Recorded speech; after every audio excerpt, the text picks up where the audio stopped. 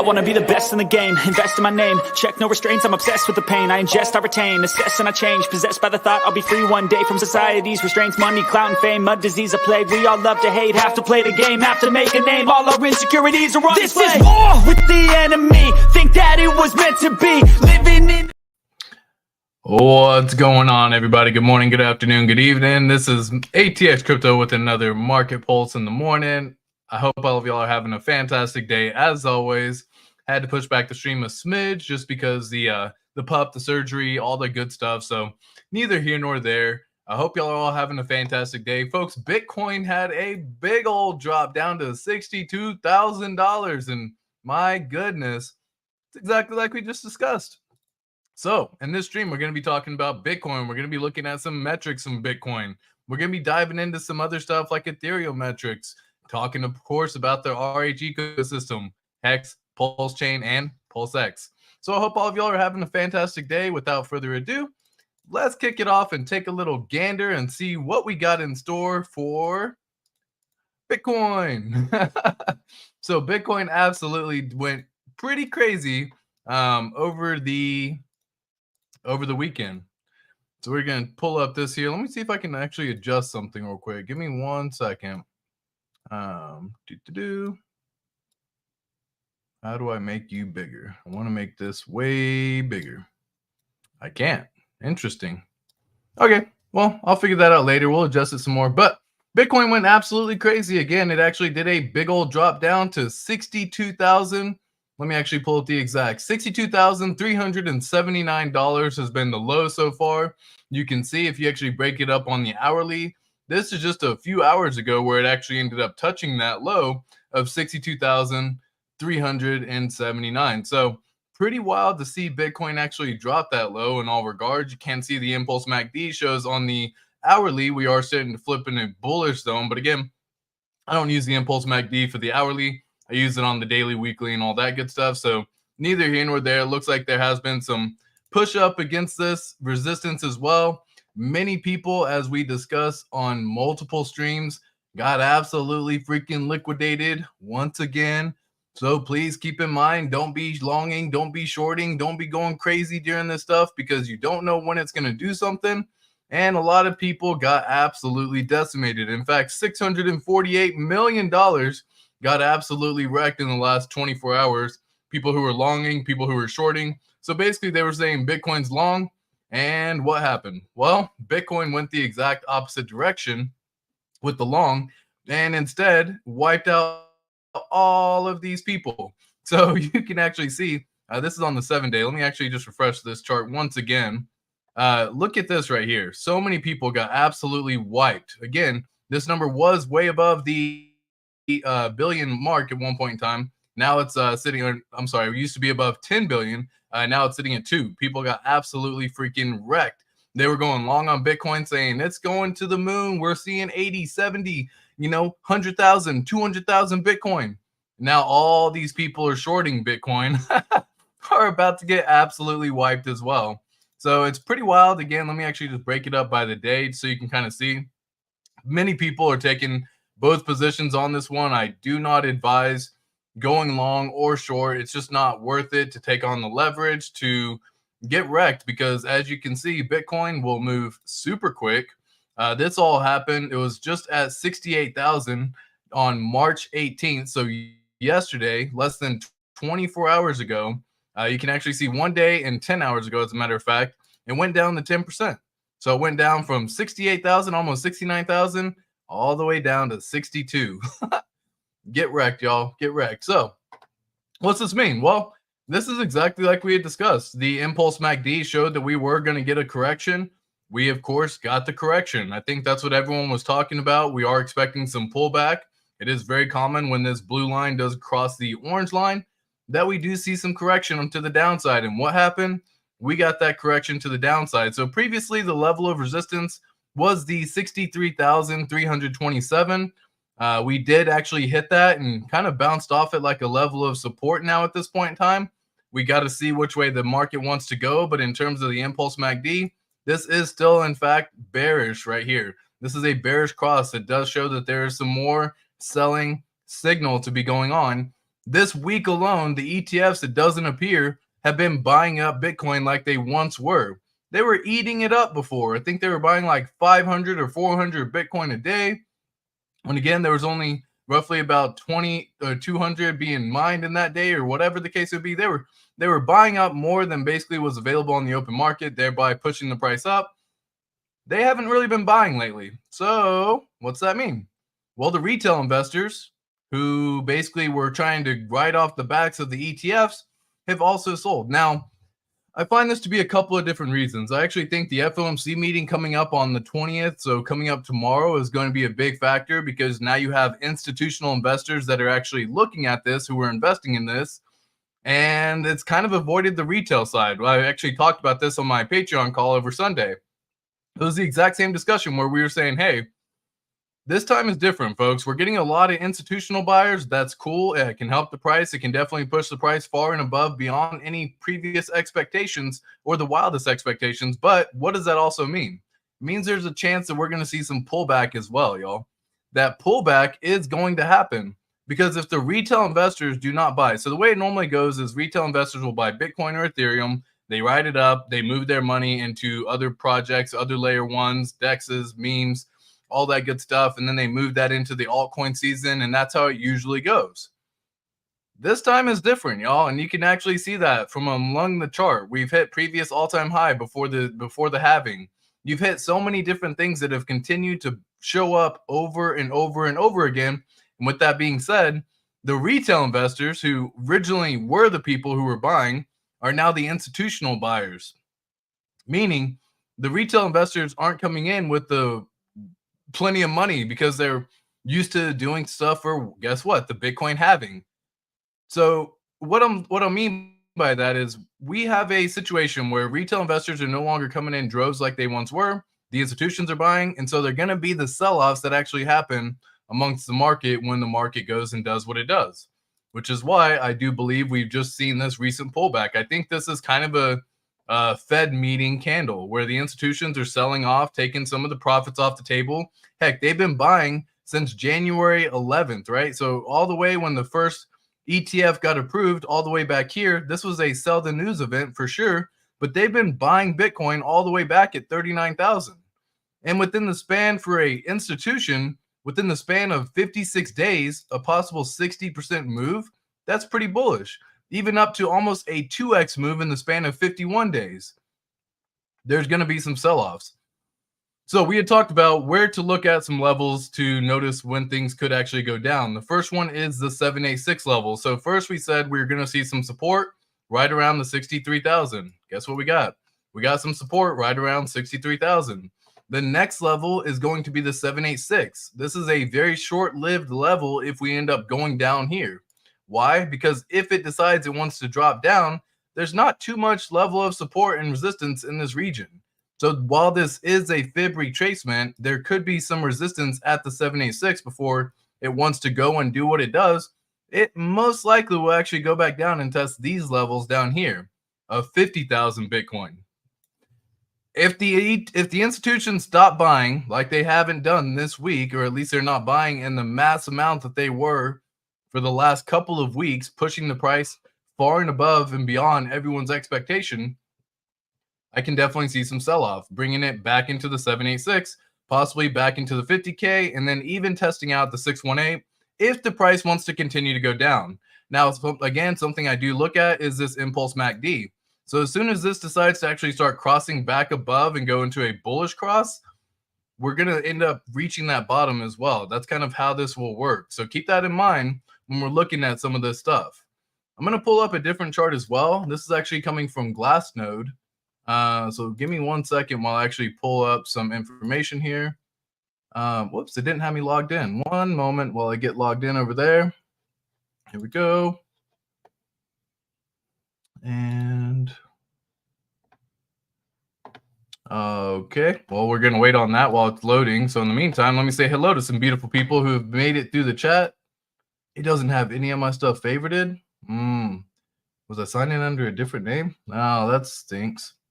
Well, let me go back and just find what I was looking for then. Here we go. Exchanges entity. Man, that really stinks. I really thought that I had that one here, but for whatever reason, I must have swapped. Must have been on a different name. All right, let me see if I can pull it up here. SOPR for Bitcoin, short-term holder chart, Bitcoin pull, that's one.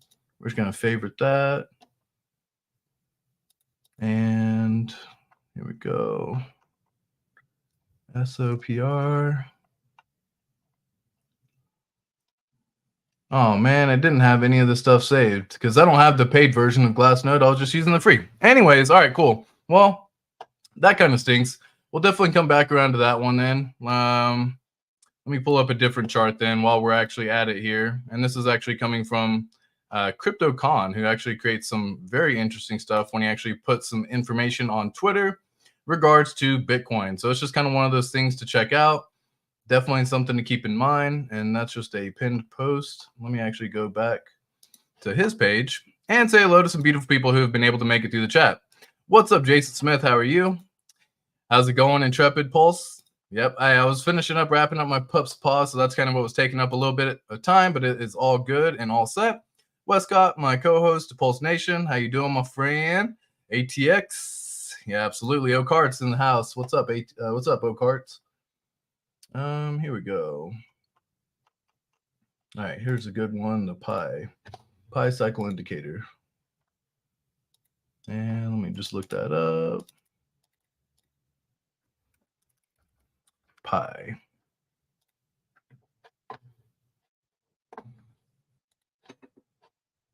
All right, so we're going to actually go back and share this one real fast. And this is just a quick little rundown as to the, this is one of those pi cycle charts when you can actually see what's going on.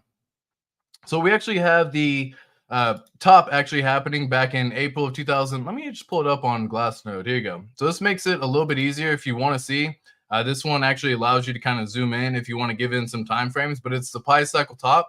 And basically when this blue line crosses below or above or with that gray line, that's usually a cycle top moment right there, okay? So you can see we kind of end up using that as resistance. When it crosses, we get a cycle top. So you can kind of get the idea. This is back in 2013, going into 2014. You can see we've used it as a resistance level for some time. It crossed. We actually ended up hitting a top. We did the same thing over here. Well, what just happened in the recent time? Well, we actually use it as a level of resistance once again, folks. This is one of those indicators. If you're looking for it again on Glassnode, it's called the Pi Cycle Top Indicator. So I now have that favorited so you can actually see what's going on. But you can actually see each time it's ended up crossing, we've had pretty much this cycle top that's actually ended up coming through. So we haven't crossed just yet. So keep that in mind. We still have some bullish movement to happen, but it is meeting that first level of resistance that we're seeing. And that's exactly what CryptoCon ended up going over on this one. He actually showed back on here, you can actually guess what was going on and see when it was actually testing out the cycle tops, resistance. And we are now meeting that first level of resistance. People are, in fact, now selling their tokens, okay? It's reached a point in time for Bitcoin where people are going to take profit. We've talked about the extreme greed and fear indicator. And looking at that, the market overall is in an extreme greed. Even now, to this moment right now.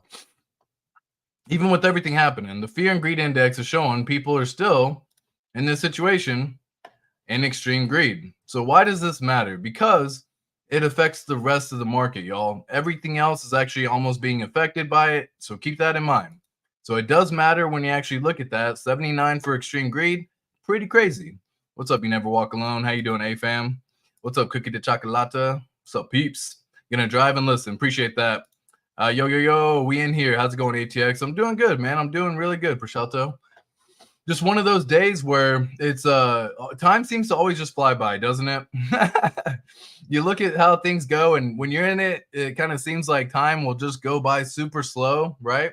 Like looking at the markets, waiting for them to go, waiting for them to pump.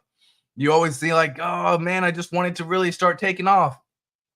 And then in life in general, you look at how fast a year went by. Like, guys, you understand that we're almost a quarter of the way through 2024. That's pretty crazy. Okay. So you got about another 3 quarters to get to, which, you know, do that another 3 more times this year, and you'll be at the end of 2024. And then we'll be looking back at the charts and be like, holy cow, what happened during the entire time of 2024? We got a massive rally. And that's what I'm really expecting to be going off. But we really have to wait and see how that's all going to end up kicking. So again, the first indicator over here is going to be us hitting all of these indicators for Bitcoin. This has been one of those things. And even if you pull up a fib retracement as well on the most recent local top to the local bottom, so right around this little zone right here, well, guess what? You ended up hitting out all of these levels. Let me actually pull it up because this is actually the level I was talking about. So this is the local bottom here. Well, guess what we ended up doing? We played off this 618 level a couple of times. It bounced off the 618. It bounced off the 618. Found some support. Bounced off the 786. Found some resistance. Pushed through the 618. Retested out the 0.5 almost. So it almost got really close to retesting out the 0.5. So very interesting how this is all playing out. If it does find some resistance at the 618, which right now it seems to be finding some resistance. So keep that in mind. If it does find some resistance here at this 618, whoops, drew that in the wrong spot right here. If you find some resistance here at this level, it's most likely going to go back down and retest out these previous levels. So 63,000 was a previous level of support and resistance. Then it drops down to 62. And then we go down to this little 59 range. And this is kind of how the fib retracement will work in general. Very interesting to see how this is all playing out. In terms of the dominance, Bitcoin still surprisingly managing to, hold its dominance. So very interesting how this is actually playing out, because this is something that I am keeping my eye on for the altcoin market on the weekly, just trying to check it all out. It does look like the Bitcoin dominance is finally falling, but again, this is just considered to the Impulse MACD. I would love to see this continue to go on the downward side at least. Then other altcoins will typically start pumping. And I really would love to see this really in this 45 range for the Bitcoin dominance chart. So just keep that in mind. These are things that I am looking at. Ethereum currently sitting at $3,311. It actually came back and retested out that 786 and 618 level. So this is the first level it actually figured out some resistance at, the nice little 786. And then guess what? It's finding some resistance or support now at the 618 as well. If it does decide to drop through it, next level is going to be in this region, 2,800. And again, folks, it does look like on the overall chart for the weekly, massively bullish. On the daily, though, keep this in mind, which is why it's important to kind of look at both the metrics and just check it out. Let me get rid of all the drawings first. On the daily, it does look like this is actually now showing the first level of the bearish cross. So I do anticipate that Ethereum still has some more pain ahead. The first level of resistance is definitely going to be in this little 0.5 region, or support, should I say, around the $3,000, $2,800 mark, somewhere in that region. And that's what I see actually happening. It's very common for things to do this, y'all. Keep this in mind, right? So it's basically done a 5-wave little correction here. So 1, 2, 3, 4, and then 5. Let me draw that a little bit better. So it did the 1, 2, 3, 4. We did a 5-wave Elliott wave on that one. And then we're going to do an ABC correction. So we're going to go A, B, C, and how far the C wants to go, we have to wait and see. Lol, too funny. I make myself laugh sometimes when I say some things, but we have to wait and see what's going to go on. So we're going to get a little ABC correction, which way it wants to go. We have to actually just be patient, and only time will definitely tell. But the first region that I am looking at for it to drop to is going to be below 3,000, because again, we actually didn't have really too much support or resistance in this region. We found some resistance for a period, and then it just took off. So keep that in mind. That's the first level that I'm looking at for Ethereum. The overall total market cap for crypto still sitting at $2.3 trillion. We have the halving coming up on April 18th, I believe, is what I actually just recently showed. If I pull it up again, let me just double check that I have that date correct here. Yep. So we actually scroll on back up. You can see we got April 18th as the expected. Whoa. April 18th is the expected next halving date over here. Again, we got basically 32 days, right? So what's going to happen until that halving? Well, I think we just kind of go sideways or go down a smidge.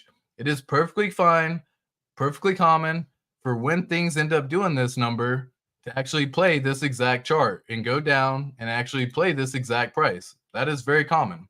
So if I'm looking at the overall total market cap over here, let me just select this and get rid of this.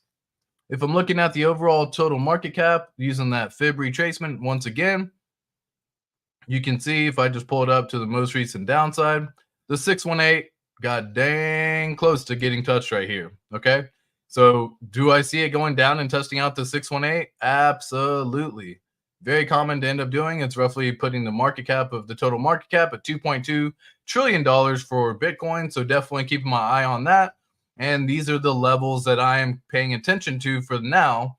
Once again, that Impulse MACD is showing a bearish cross on the daily. So that's, I usually just compare the two, the weekly versus the daily, and then make a decision based on what I actually can see.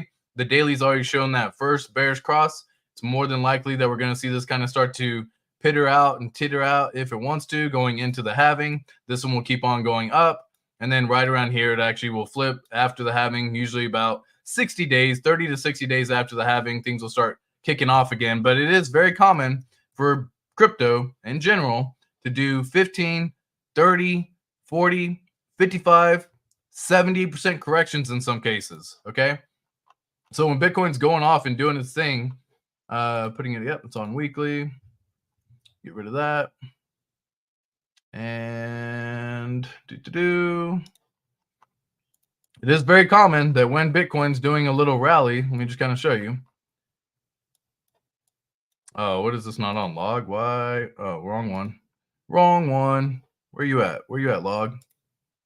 There it goes. All right, cool.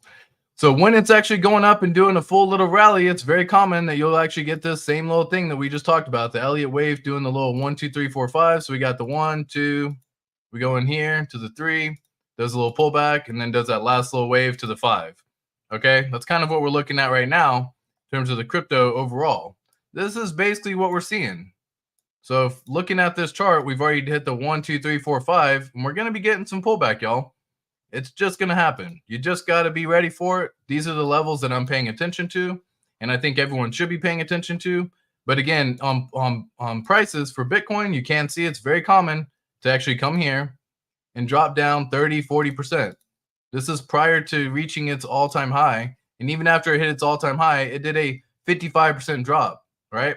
And then it actually did a little second rally. So this is one of those things that we're definitely going to be paying attention to. Do we end up doing another double top? Because that was the first time we actually did a double top in Bitcoin. We've usually just hit the top and then go down, hit the top and then go down. We actually did a double top in this one. So it threw a lot of people off. And then you got the whole FTX collapse that happened all throughout this region. So the whole March 2022, all that thing just absolutely decimated. You get the bear market, 70% dips are in the game. If you didn't take profit, you're just doing a round robin cycle where you're going to be holding the crypto until it goes into the next little cycle. But we are still on a bullish move overall. So keep that in mind. The S&P 500 still actually getting its little pullback. Once again, going back to the more than local or all-time highs for the S&P 500. Very interesting that this is doing this while Bitcoin is doing the opposite. Because usually they correlate. Usually those are pretty correlated with each other. But I'm not saying it's 100% guaranteed. It doesn't need to be correlated for any reason on this one. So keep that in mind. But the S&P 500 looks like it wants to go and make a new all-time high once again. The NASDAQ pulling back, very common. Dow Jones seeing some resistance at that previous all-time high as well. But these are all metrics where these suckers are all-time high. The FOMC is coming out on the 20th, and I can definitely see some pullback during that time. Current price of Pulse Chain. Let's go over to Pulse Chain. Check it out real fast, y'all. Current price, let me just refresh.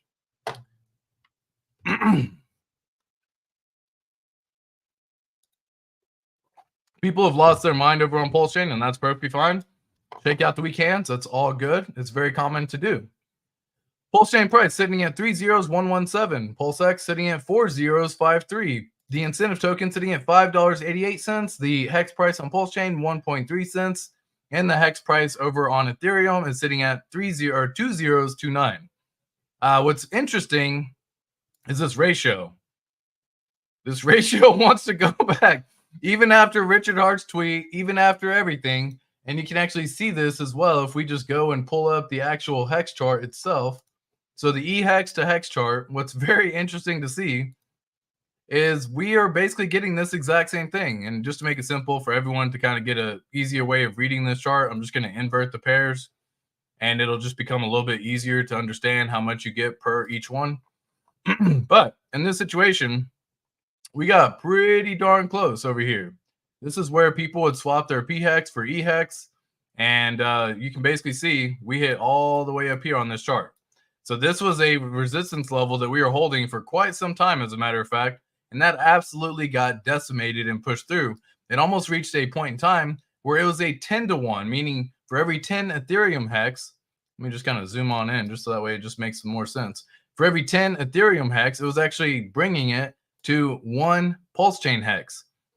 The market is pushing that against it's really crazy, right? It's actually doing a pretty damn good job pushing it back. Do we end up getting back into this 2 to 1 region? Like, how funny would it be if everyone just lost their mind? I don't know what's going to happen, by the way, y'all. But how funny would it be if we just get back in this region that we've hit previously, which was 2.5 to 1, right? That was kind of like that first level of resistance, I'll call it. We can call it. I'll throw it on the weekly to make it easier to see for everyone. But this is kind of that first level that you would see. How funny would it be if Ethereum hex ends up reaching back into this little zone? I will be chuckling, chuckle, right? So we'll just see if it ends up dropping down into that low, if it bounces off. But the market is basically trying to figure out whatever they want to do now at this point in time. And this is where a lot of the times, if you were doing ratio trades, that you could have made some pretty fun ratio trading. But again, I didn't do this. I wasn't swapping anything during this time, but you would swap your E-hex for pulse chain hex down here. And then when the price pumps up, you swap your pulse chain hex for more E-hex. Ratio trading will absolutely get you wrecked, because then all of a sudden this happens. And you're like, oh my gosh, why did I do that? And then all of a sudden it comes back down. And you're like, why was I emotional? So it's going to be very interesting to see what ends up going on. But right now the ratio is at 4.8 to 1. So for every 4.8 Ethereum hex, you get 1 hex on pulse chain. Okay. Simple. But it's very interesting to see how this is actually playing out. We'll keep an eye on that as well, I guess, throughout the time, just to see how everything's going. Pulse chain, we actually have Pulse X, we actually have the price sitting at 40525. We did actually, in fact, come back down and hit the first level, which is the 618. This is, again, a retracement from fib retracement, all-time high to all-time low, in case you're wondering. We'll put it on weekly just to make it, again, easier for everyone to see. But I just pulled it up from all-time high to all-time low. And guess what we ended up doing? We ended up testing out the 618 once again. Very common this will actually end up happening. So we look at that and boom, it bounced off the 618. Does it want to hold? We got to wait and see on that one. There's no real guarantee. Because when you break it down on the 3-day, the RSIs are pretty in an oversold situation. Breaking it on the daily, we are trying to flip this blue line with the orange line. So keeping our eye on both of those metrics right there to see if we've actually ended up making a new bottom once again, right? Is this a new bottom that we're forming, or does it want to go back down and retest out this 0.5 line?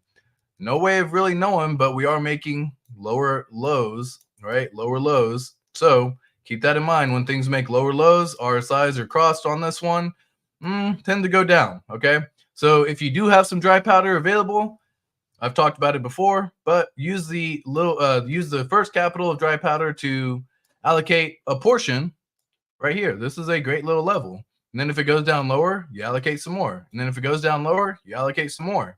And I like to do things in 3, so this would kind of be the way I would set up my purchases if I was actually doing a purchase during these times. And I do buy all of these every single day. So yeah, that's how it works. But again, I do a DCA portion. So I'm just buying out no matter what. Like, I've been buying all the way since September. So I've been buying every single day since here. Just buy. No matter what the price is, buy. No matter what's going on, I continue to buy. And eventually what will happen, and I've talked about this before, eventually what will happen is we'll look back at this during the bull and it'll just be like this. It'll be a small little chart and the price will be way up here all of a sudden, right? It's very common that you end up getting a lot of these tests. So the first level would be the 1618, which is basically 3076 or 7.6 above SAC. Again, from all-time low, that would be pretty damn good too. You get the 1 penny range, which is the 2618, very common to test during a bull. This is the last low level. I actually need to flip this once again. Let me actually adjust something real quick. I need to put on the 4.236, 4.2, what? Yeah, 4.272. That didn't sound right. That does not sound right to me, but yeah, cool. It is. Cool. So that's the first level. And again, in an extremely bullish situation, you can test out the 4.272. That's extremely bullish. That's like the tippity top, and that's putting the price at $1.14. So like a whole bunch of people would lose their mind if that ended up happening. But it also is typically a massive sell-off as well whenever it reaches that. So if you end up reaching any of these levels, congrats. You get some massive profit here, you get some massive profit here, and then you get a pretty big sell-off. So hopefully you've took profit along the way on all of these levels so you can actually make sure all is good for everyone. But eventually, you're going to be looking back at this chart. There you go. You're going to be looking back at this chart, and it'll just be a small little blip on the radar. It'll look like this. It'll just be small little blip. We'll be way up here somewhere. And then after the bull market, it'll go do. It'll be 3 cents, for example. PulseX hits 3 cents. It goes back down, and then we never end up seeing these prices again. And then all of a sudden, this is a new floor. This is where the bear market ends up hitting. We stay here for, I don't know, a couple of years. This is going out multiple years in this situation, but I think y'all kind of get the gist of what I'm saying. We get the bull market ending probably in 2025, 2026, somewhere in this region, somewhere happening. And then you go 3 years sideways. So you end up hitting all the way over here going 3 years, right? 2026, 2029 before you end up getting the next bull. So keep that in mind. That's why I buy every single day. No matter what the price is doing, I continue to buy. And you can join me along as well if you'd like. It is called the Pulse Challenge. If you are joining me on that challenge, put it down in the comments below. Pulse Challenge to let me know that you are there. We have broken below the trend line that you can see. So it is noticeable when you end up getting that. The 3-day with the 915 EMA are showing to go toward a bearish convergence over here. On the daily, it's already hit the bearish cross at that point in time. When it does end up crossing, we do end up staying here for at least 7 days minimum typically. You can see sometimes we'll get out a little faster, but most of the time it's usually around 20 to 30 days. So are you prepared to take advantage of another 7-day dip? Or are you prepared to take advantage of another 30-day dip, right? Like all these things really do matter and they make a big difference. So could we go another 7 days? Absolutely. Why do I say 7 days too? Because this is one, you got the FOMC meeting coming. Not only do you have that, let me actually check something out real fast. Let me just play around. Hey, I can do a little magnifying glass. Okay, cool. I was just trying to see if it would work. So you have the Fed FOMC meeting coming, and then you also are going to end up getting a full moon coming in the next few days as well. So all that's typically bearish energy. Those are all buy the rumor, sell the news events. Those are all just bearish energy. You actually end up having the stochastic RSI in an oversold situation. But again, as I stated, when you do end up being down here, it's roughly on average for about 8 days. Sometimes it can be, 4 days. Sometimes it can be 30 days before it actually ends up getting out. So keep that in mind. That's kind of what I see happening over the next 7 to 30 days. And I hope all of y'all are prepared to have something ready. If you have some spare capital, cool, deploy it. Be smart. Don't YOLO in. If you do YOLO in, just understand that's going to come with the risk that if you YOLO in right here at this price and you say YOLO, can I actually draw a text on here? I sure can. If you just YOLO right here, well, then it's going to be pretty common. Let's make it yellow and let's make it bigger. So say you YOLO in right here and you're like, YOLO right here. Boom. As soon as you decide to YOLO in on this play, soon as you decide to do it, for whatever reason, the gods, whatever's out there, the market, they just want to humble you and they put you in your place real freaking quick. And they say, hey, sit down. And then the price likes to do this where it just does another, I don't know, we'll say 30% dip all of a sudden, possibly even 40% dip. Could it happen? Absolutely. Like we're noticing the volume starting to go a little bit low. People are pretty much taking profit after, being up during this time period over the last, 180 days? Yeah, 180 days being up in profit. So congrats to the people who are taking some profit. Be smart about when you take profit, how you take profit, all that really does matter. But if you YOLO in right here, just expect the price to end up taking some dip for whatever reason. Just know that's the case. And it could be just a 20% dip. And again, this could happen quickly. It could go down 20%, could go down 14%, 15. So if you put in 1,000, you only end up with 850 if it goes down 15% all of a sudden. Just be mindful of that. Don't get shook out though when you do that. Just wait, be patient. You are still buying an incredible price. We are still below SAC on Pulse Chain, or I mean on PulseX. Looking at Pulse Chain now, kind of the similar situation will also be the case. We have actually broken below all the previous ones. The cross actually happened back on the 16th of March. For the bearish cross, we are trying to flip the stochastic RSI into a bullish momentum right here. You can see when it does typically flip, we are tend to be here once again for a period of time before it really starts pumping and getting back into the RSI of the overbought situation. But down here, we are into an oversold situation. People are taking profits and doing whatever they want with their money because you can. Because why not, right? Just know at the end of the day, you got to be willing to accept whatever the outcome is. And yeah, we still have plenty of bull ahead, y'all. So don't get too emotional and wreck yourself out of a situation, because again, this is all showing that I'll just kind of get rid of this trend line because we did break below the trend at this point in time. We have met resistance multiple times at the 3015. So deciding or when we do push back up again, we've already noticed plenty of resistance here at this level. We are most likely going to meet resistance again at that level and then retest out that 618. So we fell below the 618. It'll most likely go down to the 0.5 now. That'll put us right in the SAC price region. You want to talk about testing everyone's faith once again? People are going to lose their freaking minds. Like, that's just kind of unfortunately how it's going to go. And just expect that to be the case. Let me say hello to the chat. Excuse me. Sorry for coughing into the... Yeah, sorry if that was loud for everyone's ear. I meant to mute, but I didn't click any button to actually mute myself. What's up, Chris Crypto? How you doing, my friend? What's up, everybody? Remember, it's always a great day. Facts on facts on facts. Cookie de chocolate. Great to have you here. David, Adam Mashville. Adam, let me try that again. Adam Mashville. David Adam Mashville. Okay, cool. We're going to get that out. A smoother process. Says until having Bitcoin sideways, then pumped to 85K after having in July PulseX 10X from where it is now. I agree. I do. I think again in the next 6 months we're going to be seeing that 10X come. So if that's what you need, then is what it is. But I do believe that is the case because you get just the normal crypto enthusiasts who have been in the cycles on multiple cycles. The bull market doesn't really start until after the halving. So you got plenty of people with that mentality. You got more people coming in who are brand new retail investors who are just not used to the narratives of crypto, who see the new shiny objects popping off like Solana, the meme chain token. People are getting rugged there left and right. New coins are popping up faster than ever.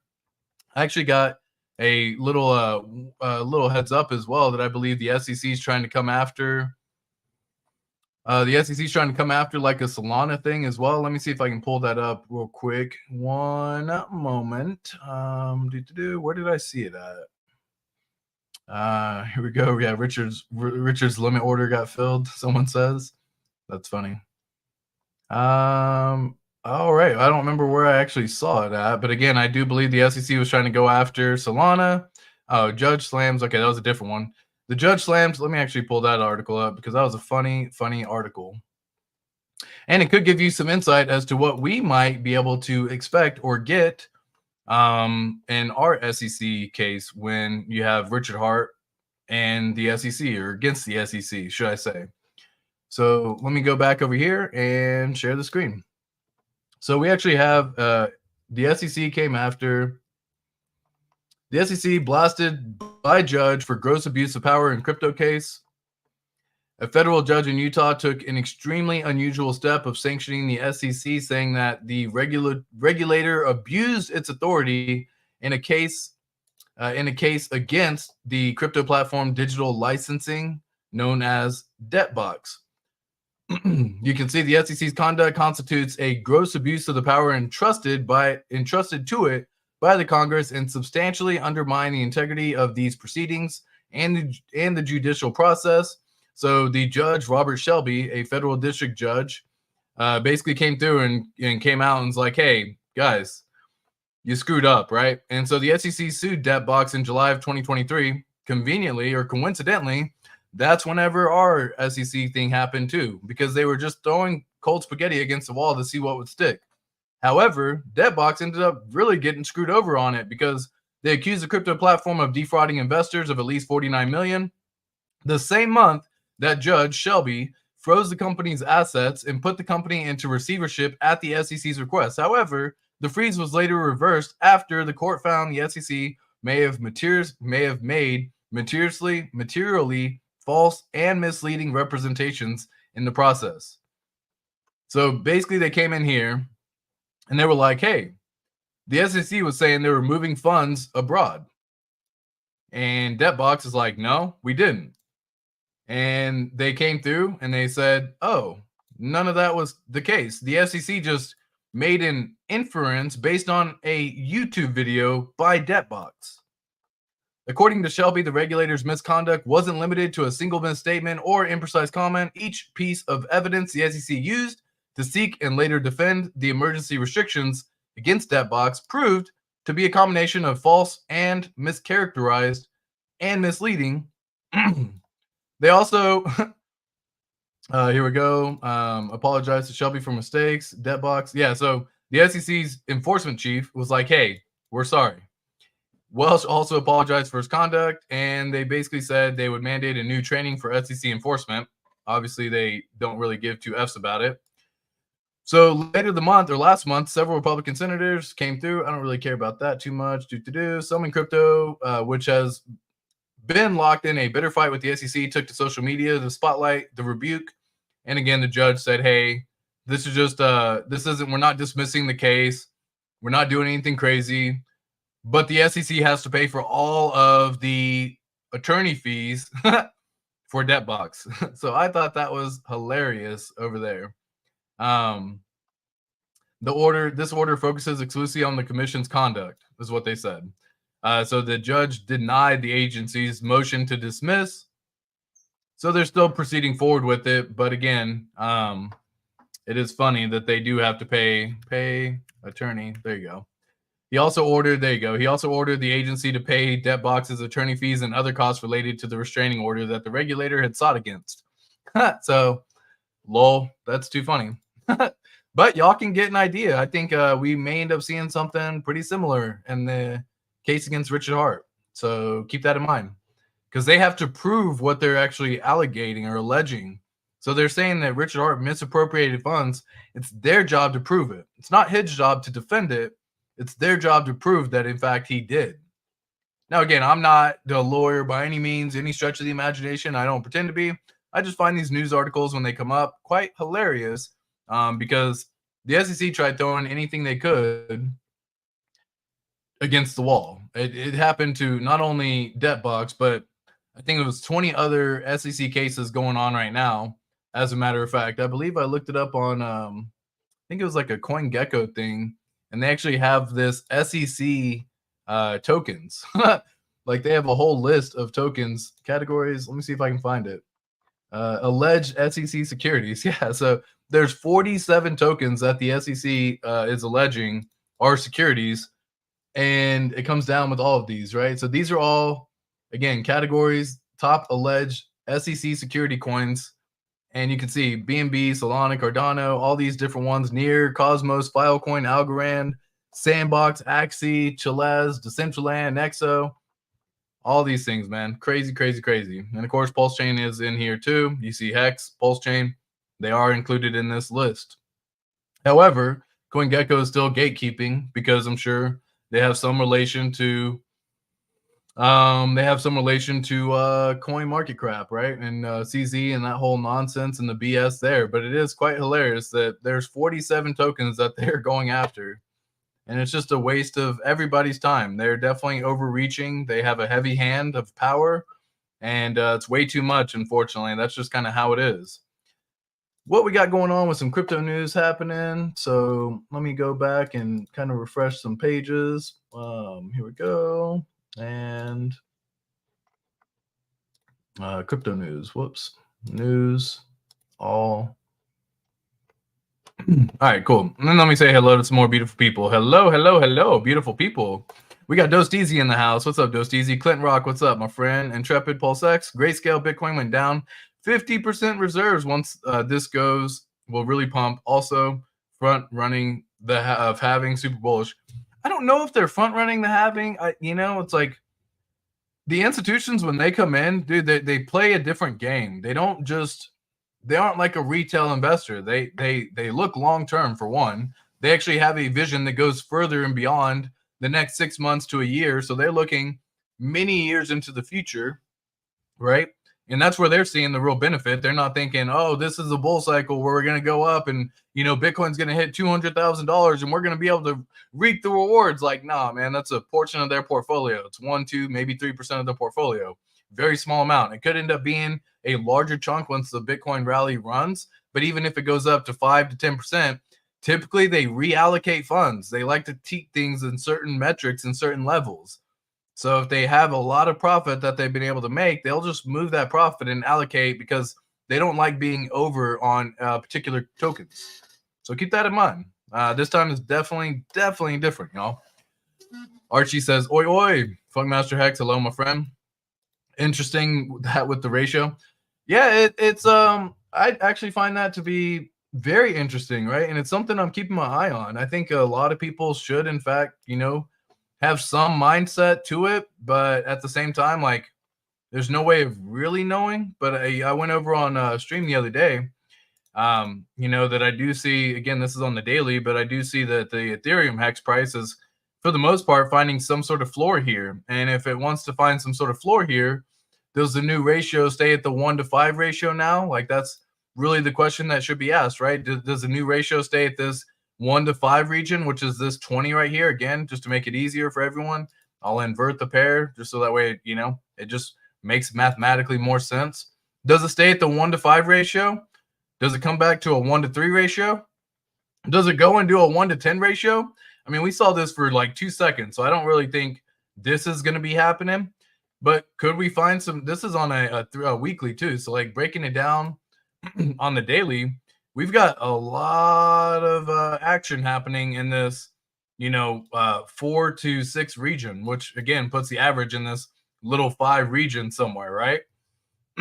So very interesting, very, very interesting. It's definitely something I'm keeping my eye on, and I'll be sharing with y'all as well, because why the heck not? Right? So yeah, definitely very interesting too. I would be, let me see what Archie says. One sec.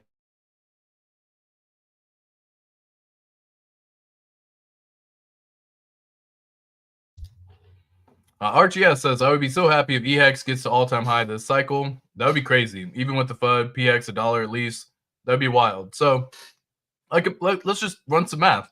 If HEX on Pulse Chain ends up reaching $1 and things are at the 1 to 5 ratio, that would put Ethereum HEX at 20 cents, right?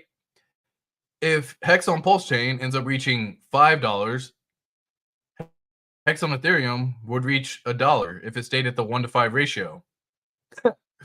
I would love to be able to just fast forward into the future and just take a look at where we are. I'm holding my HEX and I have my HEX staked, so I'm not really too worried one way or another. But I do find it quite interesting to see how it's all going to play out. And again, if you are staking your HEX, just make sure you're staking larger amounts of HEX. That's as simple as it is. If you are staking on the Ethereum side, stake long, right? Because they are going to proceed forward with upgrades. The gas fees are definitely a noticeable concern for them for scalability. So if they really want to, then eventually, things are going to end up reaching certain levels and certain numbers. And they're going to end up getting the GUI and the Ethereum fees back in check. Because right now with the GUI, I think it's still sitting at like 40. And again, like I've showed this before, but 40 GUI sucks. 40 GUI is unusable. Like, I don't want to say unusable. It's usable, obviously, but like it sucks to pay $42 for a swap. Why do that?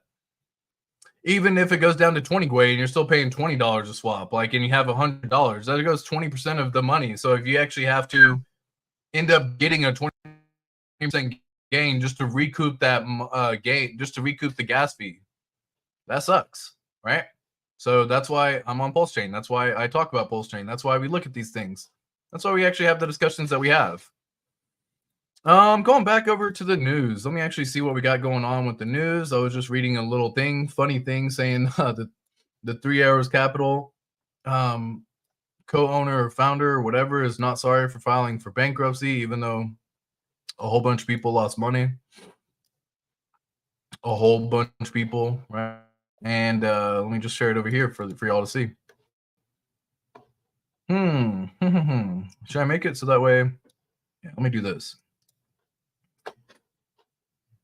1 second, y'all. Here we go. Move this over here. All right, cool. Now it makes a little bit more sense. All right, cool. So over here, we have the crypto news. We got Stellar launches Sorobin smart contracts platform. DeFi platform see over $5.4 million in liquidations as Ethereum declines. We talked about that. I think that's hilarious. The 3AC Capital or 3AC founder Kyle Davies not sorry for company's bankruptcy. BitMEX investigates suspicious trading that sent Bitcoin to $8.9 thousand. All right, cool. Actually, I do want to pull this up. Someone sent this in the Telegram for Patreon as well. I'm going to pull it up because I think it's quite hilarious. Here we go. And here we go. I have to pull it up over here like this. Make sure I don't have anything showing on my Twitter. You know how it goes. And zoom in once again. All right. So they're laughing at this, but this is coming from Got Is Doing Nothing, which, you know, neither here nor there. I don't follow the guy. This is the first post I've ever actually seen from them. But it says some guy got filled on an old limit order at 10,000 Bitcoin on BitMEX and is currently euphoric. So you can actually see the price of Bitcoin dropped all the way to $10,000 in a flash crash. And during that time, some order got filled. So Richard Hart calling 10,000 Bitcoin, it happened, y'all. It just happened. It literally just, this is the chart. This is a picture showing the order getting filled right here and go kaboosh. Imagine getting 6.7x the money like that. All because of a limit order that you had from years ago, 3 years ago, for example, let's just say. Was it Richard Hart? That is hilarious because he's the only one who was really calling out the 10K Bitcoin. Imagine he just kept that limit order there and didn't even pull it. Yeah, that's funny to me. Like a 10,000 Bitcoin got filled. Hilarious. And we actually just saw that as well on this news. BitMEX investigates suspicious trading that sent Bitcoin to 8.9 thousand. Someone got their limit order filled. Congratulations. Bitwise CIO suggests delay for spot Ethereum ETF approval. Of course, wow, surprise. Oh my God, you think they're not going to approve an ETF? No, they ain't going to approve an ETF until they have to. And they don't even have to until I believe it's May. They can delay it 3 times. They've already delayed it once, and they can delay it another 2 times before they have to make a decision. And so they're going to continue to delay until they need to make a decision. MicroStrategy now owns over 1% of Bitcoin's total supply. SEC seeks an additional 158 million for the Wild Wild West crypto market. Genesis agrees to pay 21 million penalty to settle SEC charges. Garbage. Grayscale's Sonin Sheen promises to drop 1.5% fee on its spot Bitcoin ETF over time. Telegram bot tops $250 million in daily volume. Binance mandates prime brokers to ramp up data collection. U.S. investors sidestepped. Crypto Quant CEO says all this stuff. All right, cool. What else on the news over here? So we got Japan to consider Bitcoin investment after setting interest rates at 0%. So Japan, I just talked about that yesterday too. Japan actually raised their rates. They are no longer negative rates right now. Now they're talking about possibly putting in an investment into Bitcoin. Too funny. BNB price forecast will lead. Will the recent dip lead to further declines? Here's how Bitcoin Cash price could make a 24% recovery. Polkadot faces price consolidation. How will Toncoin react? All these garbage things. U.S. judge sanctions Gary Gensler's SEC for abuse in crypto case. We talked about that. Caspa price correction is 10 cents at risk of being breached. Bitcoin crashes to $8.9 thousand on this crypto exchange. Too funny. Here's why Neo protocol price could drop by 4.45%. Multinational bank and mathematical model coincide with Bitcoin, or coincide. My goodness. Is it coincide? I'm going to say coincide because that's actually what it is. But now I'm reading like coincide. Anyways, will surpass $250,000. Wonder where they got these numbers from. Could it possibly be Richard Art calling 241,500 Bitcoin top? He's been saying it for some time. What else we got going on in the news, man? There's plenty of stuff going on everywhere. Goldman Sachs head of digital assets. The future is on public blockchain. Yeah, they're finally coming around. But again, this is what I'm talking about. These folks, these Goldman Sachs, these CNBC or Chase Bank, these big ass, funds have plenty of money for sure. But now they're finally getting in. This is the tippity top of the S curve for Bitcoin. Like, could it go up another 3x, 4x? Sure. But Bitcoin's basically reaching its top. Cheat sheet. Grayscale Bitcoin outflows hit a new record. MicroStrategy keeps adding to its giant Bitcoin stash. The world's largest pension fund is considering investing in Bitcoin. Lol. Japan's government pension fund will explore investments in illiquidity assets, including forests, farmland, gold, and Bitcoin. The institutions are paying attention. Now comes the hard part. It's clear that the institutions have got the message. Crypto is open for business, but what now? Bitcoin ETF catalyzing a broader merge of TradFi with BlackRock. Aave tries a new round of airdrops targeting competitors. Be careful taking airdrops, y'all. Be extremely careful taking airdrops. Goldman Sachs head of digital assets. We already talked about that. What do we got? Bitcoin suddenly reclaims 65,000. Shorts get clobbered. Like, oh goodness, guys, it's just comical. I do find it to be absolutely comical. To see these people, come in over here, and Bitcoin going back to 65,000 in the span of hours, right? So like, people were shorting Bitcoin when it went down to 62,000, right? People were shorting it all through here. People are like, oh, we're going short. They went short, and then they just get absolutely clobbered, and Bitcoin goes and hits $65,771. So do not take out the risk. It's just not worth it. It will go up and down very quickly, and you will get liquidated. If you get lucky and you get out before that, congrats. Consider it a win. Don't go back in. Bitcoin price prediction for 2019. Bitcoin price prediction for March 2019. Major Bitcoin warning signs everyone missed. Yeah, I don't really care. New Meow meme coin on Ethereum. Lol. Meow meme coin sale. All these Meow tokens, right? It's a new wave. Instead of dogs, it's going to be cats. So LOLs is going to be quite loving it, is my guess. Yield app offers easy to use crypto wealth platform. Yeah, dude, all these are hilarious, but they're basically all saying the same thing, right? If you look at all these little charts, institutions looking to deploy Bitcoin as liquidity on Lightning Network to earn yield. Like, stupid. That's garbage. But institutions are looking at it because, like, that's the difference between the retail investor, like we were just talking about, versus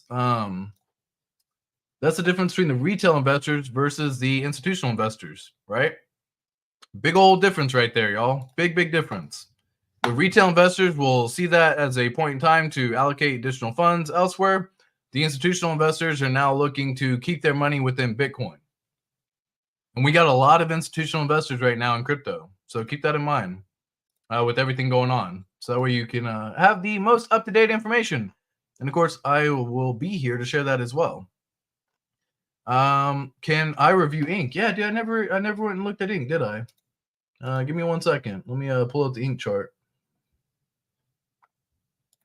Ink. Share.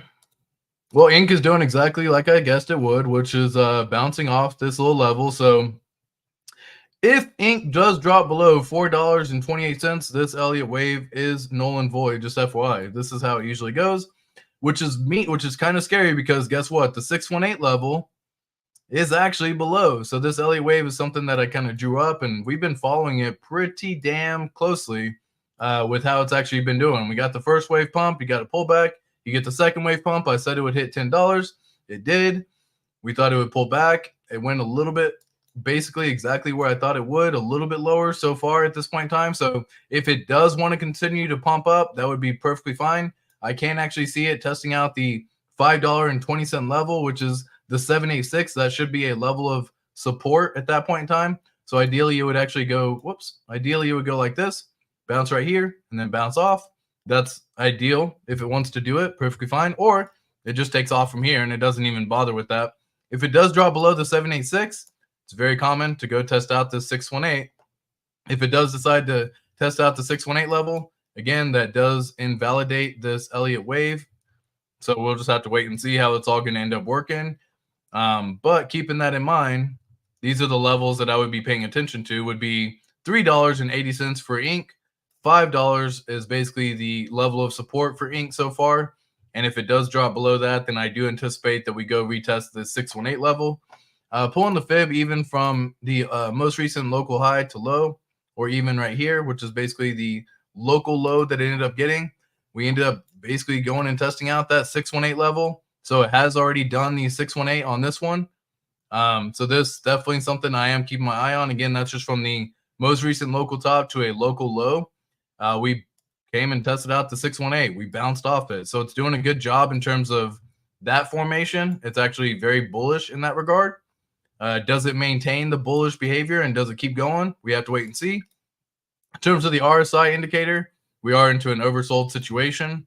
It is wanting to flip on the bullish side. Again, typically we've talked about this moments ago, but whenever it stays here, it's usually on average for about 6 days, 4 to 6 days, somewhere in here before it decides to actually get some sort of breakout. So usually 8 days here, got a little breakout, came back down. So this one lasted, we'll say 17 days before it really took off. This one was roughly about 8 days over here, 6 days over here. So I can see us probably hanging out here at least until the toward the end of March, right? And so next couple days we start breaking out ideally is kind of how it would end up looking at. And that would actually fit pretty darn closely as well with testing out that 618. So we'll see, but that's kind of my guess for the incentive token. If you are wanting to get in, again, get your foot wet, dip your toe in. It's a good little entry level right here because you can kind of see the next level that this kind of goes to is putting the ballpark around the $18 to $26 range. That would be testing out the 786 from previous all-time high to low. We have actually hit the 618, so it bounced right off there. That's where I got these waves from. The next one would actually end up hitting over around $26, which is roughly around a 5x from here. So congrats to everyone who even gets in. And could it go down? For sure. Like there's no guarantee that it just bounces off from here and keeps on going. If it does want to keep going down, it's very likely that it's going to retest this 618 level. And that could be a 50% dip in your portfolio, right? Because right now it's $5.70. And if it drops down to this little region, it could go down to 46%. So why do I say do a ladder strategy in? For the exact same reason. If you go in here with a ladder strategy and it does decide to dip down to test out the 618, well, hopefully you got in here. Hopefully you got in here. And then hopefully you got in here. That's kind of the good way of doing it. That's the way I would look at it, okay? So hopefully that makes a lot more sense. So again, first level would be here. We'll just kind of copy. Can I just hold Option to make a copy of it? No, of course not. We'll do the second level like right here.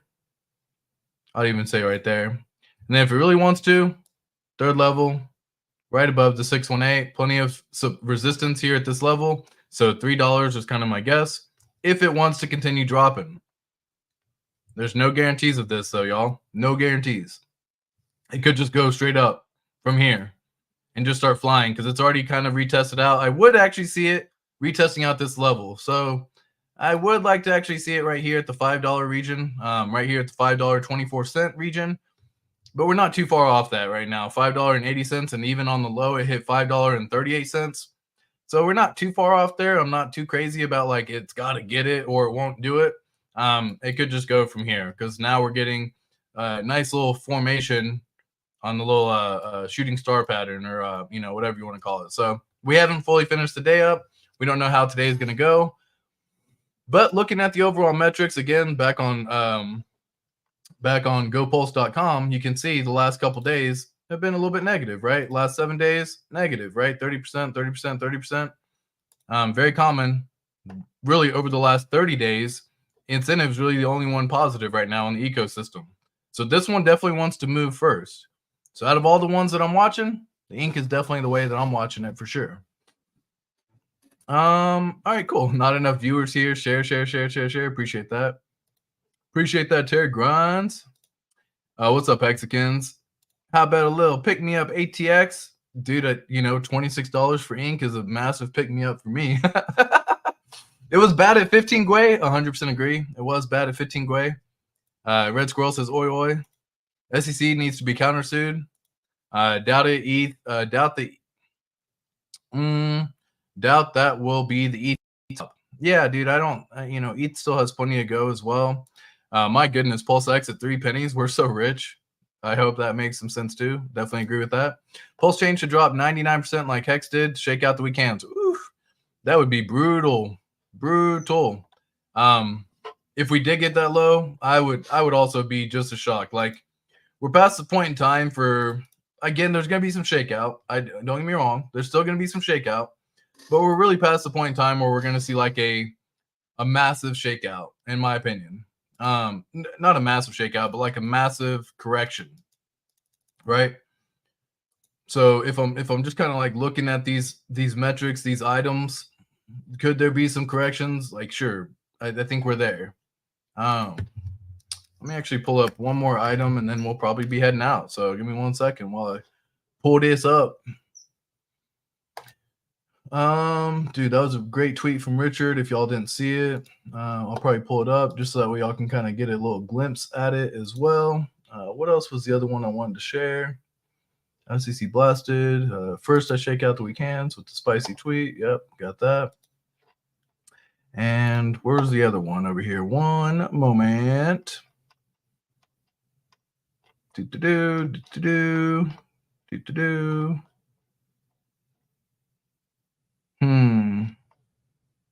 really need to do a better job saving stuff. I feel like I get plenty of stuff to be talking about, and then I look around and I'm like, oh, I didn't save it. Huh. Surprise, surprise. But what I wanted to share on this one was a post from Richard Hart. This is a fun little explainer on this one. And it says, Richard Hart teaches you about guessing price moves based on PulseX liquidity. Price moves as a square. Take, for instance, the Pulse die pair. It has 22.3 million die in it. If you double the die, the price goes up 4x. However, this would make the price of WPLS in that pair more expensive than in the ETH, USDC, USDT pair. So arbitrage bots will sell it down, buy the cheaper pairs. This is how it always ends up doing. Arbitrage is always the case. That's the reason why you can have the price on Ethereum and the price on Pulse Chain slightly different, because our bots are going to be able to make that play. If you move big enough money, you can actually scoop up quite a bit of bag. Which is why smart whales will spread the pressure across all the pairs, leaving less arbitrage opportunities. Wow. Surprise, surprise. You know, who would have thunk that Richard Hart would be so smart to be moving the pairs like that?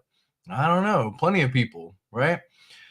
Going back over here on the post, let me actually see if I ended up saving something here. This is kind of what this is actually the address. Like, this one has $17 million in it right here. So this is kind of what we're talking about.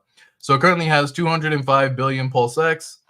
Looking at the transactions though, what you can see is they end up, I don't want to see all these forks and all that good stuff. How do I get rid of all that stuff? I just want to make it simple. Let's just say PulseX. Let me actually sort it over here by Pulse, and just say PLS real quick, so you can see when PLS is being purchased in this wallet. Oh my goodness, they are not going to show me over here, are they? There you go. When PLS is being purchased in this wallet, it's being purchased with Ethereum. When PLSX is being purchased in this wallet, it's being purchased by DAI. And so you can see they get this one buying all of them across all the pairs. So you got DAI, USDC, WETH, DAI, USDC, WETH. All right, they're spreading it out across all the pairs. USDT, DAI, WETH. They're doing it a brilliant way, just so that way you make sure you see it like this, where Richard Hart once again is right, y'all. He's talking about it, which is why smart whales spread the pressure across all the pairs. Thus, how might one guess how much price would move up based on an input? Add up the DAI, ETH, USDC, USDT versus the pulse pairs. Every time you double that, the price goes up 4x. If you remove liquidity, the numbers go down, and it's easier to move. If they add liquidity, volatility is reduced. Obviously, don't click any scams. There are plenty of scams out there. There's going to be a whole lot more. Be very careful. Currently, $49 million is sitting on the bid side for Pulse on the PLSX V1 across DAI, ETH, USDC, USDT currently. So another $49 million would 4x the price. Another $441 million would be a 100x in the price. If it all happened in a single order across 4 pairs, it's not exact because ARB bots and all that good stuff, all these things are going to be making it happen for the ARB to come through. And also there's V2 liquidity. So as far as it goes, it's just a mathematical guess. It's quite good, and it allows you to get a pretty good idea. Core lessons. Lots of people talk a lot, but have no idea what they're actually talking about. Prices in PLSX are very mathematically defined. Some info sites show you one side as liquidity, and some show two times as much as they count both sides of the liquidity. The liquidity you see in PLSX shouldn't be used to guess price moves based on the input dollars, because the inputs you're talking about will come via the ETH, USDC, USDT, or DAI pair. But wait, there's more. Reflexivity. Because most things are paired with Pulse, the price moves versus the dollar fly up as well. So when Pulse goes up, Hart's law, the price of everything that trades against also rise and fall together, as they are bonded through liquidity in the order books. Long story short, as you can see, by the massive price movement recently in the PLSX, HEX, and INC, it doesn't really matter. It doesn't take many millions to cause quite large movements up. You can literally see the money in and the chart move. It's obvious, measurable, and mathematically defined. Thus, when you're guessing, use the correct pairs. Look out for double of liquidity by counting both sides. Realize that liquidity is like inverse leverage. It affects both directions, up and down, easier to reach, easier to reason about PLSX liquidity because it's equal in both directions. Another catch, USDC, DAI, USDT, and ETH prices on PLSX can also move around based on people's orders, so they're not one-to-one with the same assets on Ethereum, for instance, but our bots love to keep them locked. And of course, they make profits doing so via the arbitrage. So wait, there's even more. If you're a ratio trader by swapping these tokens amongst themselves without needing to touch the stables or ETH pairs, then your slippage is quite less because there's so much more liquidity in those pairs amongst themselves versus other things. So keep that in mind, which is why you shouldn't use those pairs to guess price moves based on inputs from the stables, as you would greatly misguess the price moves on to the small side. TLDR, too long didn't read, is basically saying prices have moved up a lot with quite less than hundreds of millions of buy because math. People are bad at math, not financial advice. Past performance is no guarantee. And you can kind of see where liquidity is currently standing. You can look at all this information on Pulse Chain as well, and you can dive into the actual liquidity and dive in to see how it all works and all that good stuff. So hopefully that makes everyone super bullish right there. Talking about 449 million added in, with 100x the price. That's super bullish, y'all. Like, what? That's mad bullish. Are you kidding me? That's super freaking bullish. 100x from whatever, just right now, because the current liquidity is sitting at 49 million, like he said. And if it goes to 449 million, you 100x the price. So you 10x that, you 100x the price. Whoop. Guys, are you freaking kidding me right now? 100x from here? Just imagine your portfolio. And I know it's tough because you got recency bias. In the last 30 days, things have been red while the rest of the market seems to be pumping, and all these meme tokens are coming around, and Solana is doing this and all this stuff. Be patient or get shook out. Simple as that. Like, you don't have to be crazy with this. You can decide whatever way you would like. But yeah, in my opinion, I definitely think it's one of those things that you can get pretty damn good on getting a nice little 100x potential into the near-term future type deals. So just keep on holding, guys. It's that simple. It's nothing nothing like you have to get crazy with it. Let me see. Dude, I'm trying to find the freaking video, man. There was an awesome video that I didn't save that I want to share that I can't find. Grr.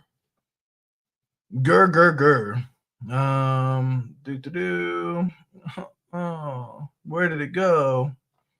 It basically talked about the 50 weeks, man. Can I do a search in my messages? 50 weeks. Let's see. Let's see if I can do a little search. 50 weeks thing is madness. Go back. 50 weeks. Be a part to be fun. March. Okay, hold on. It had to have just been. Man, dang, I can't remember. Can't find it. No. Basically, someone made a little video, and it was essentially all of the Richard Hart type deal going through and looking at all the times of 50 weeks. And he said 50 weeks, shake out the weak hands. 350 days, shake out the weak hands. Oh, found it. Hold up, y'all. Hold up. Up to 50 weeks? Hold up. We're going to share it because, yep, we're here now. I took the time to find it. We're going to share it. Let me make sure I'm sharing the right screen. Cool. I'll go over here. All right, cool. So, yeah, check this out. Up to 50 weeks, it's hard because it's based on user behaviors. After 50 weeks, it's extremely simple. After the first 50 weeks, during the 50 weeks, all the bonuses and stuff, during the launch phase, day 351, you're going to see those gains. You're going to see that appreciation. And you're going to see it on paper the whole way there. There's two types of users, one that will sell at lower prices and one that will only sell at higher prices. If you can get rid of all the lower price sellers and have them sell the very bottom or whatever, then you don't have to worry about them or deal with them anymore. Up to 50 weeks, it's hard. Yo, tell me that's not mad bullish, y'all. That's what I was looking for. And I found it. So I actually did save it. I just saved it in a spot that I didn't know where I saved it at. But yeah, I mean, that's very important for y'all to understand, right? So everyone who's shaking out right now, who's selling right now, who's selling this bottom, who's getting out, they talk about the weak hands, the 50 weeks weak hands, all the good stuff. Everyone who's swapping over to a different community and swapping over to a different chain and, chasing this object here because things didn't happen quick enough or whatever. Kind of comical right here. You just heard it right here. Just take another, we'll say $400 million in liquidity to be added and you get a little 100x in price. What do we actually see happening in the next few days, weeks, months, right? Because basically we got about 6 weeks left until that 50-week mark. That may not be an exact, so don't expect the 50-week mark to just moon all of a sudden. If it does, cool, it is what it is. But in my opinion, that's a buy the rumor, sell the news event, right? Someone asked what day are we on? Well, that's actually very funny. I actually have it drawn, so I'll just pull it up once again right before we close out. So basically the 50 weeks shakeout the week hands is April 24th. Maybe not exactly April 24th. Let me just pull up the exact date. Yeah, April 24th. 50 weeks shakeout the week hands. And today is March 19th. So a little over a month left. Oh, I'm not even sharing my screen. That would help. Basically over here, I got this little mark over here. 50 weeks shakeout the week hands. Hello, April 24th, and boom, this is where we are, March 19th. So if people want to keep on selling down, well, levels of sell I've already talked about and went over where the price could end up going during that time. If it wants to go back and hit previous levels, we are below the 618. It's likely that we go back and test out some of these lower levels as well. If you end up doing a full fib retracement on this kind of stuff, you can see very common that we may end up doing this where not all-time high, but local high to a previous low right around here. And yeah, we've fallen below all the levels. Okay, so let me just pull it up down here. All right, looking at the fib over here, we've fallen below the 618, not only on the main chart, which is this line right here, we've also fallen below the 618 over here. So we're definitely shaking out some weekends, folks. Now, the next level is definitely going to be the SAC region, somewhere in this range, if it wants to keep on dropping.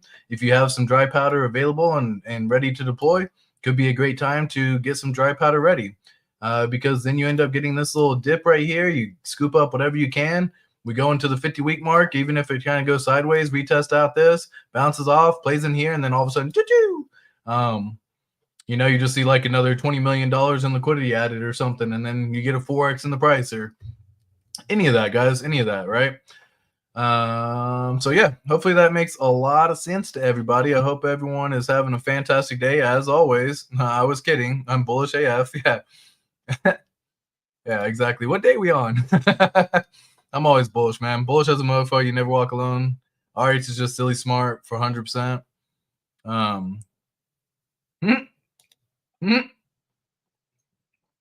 This bullish as a mofo. This last post on the thread. He said 351. Day goes up. Yeah, dude. We're getting close. We're getting damn close. But anyways, I hope y'all all having a fantastic day, guys. So much love to the Patreon peeps. So I'm going to do an update to get the most recent Patreon members added to this end screen. But I will catch you in tomorrow's Market Pulse in the morning. I hope all of y'all have a fantastic day. Peace.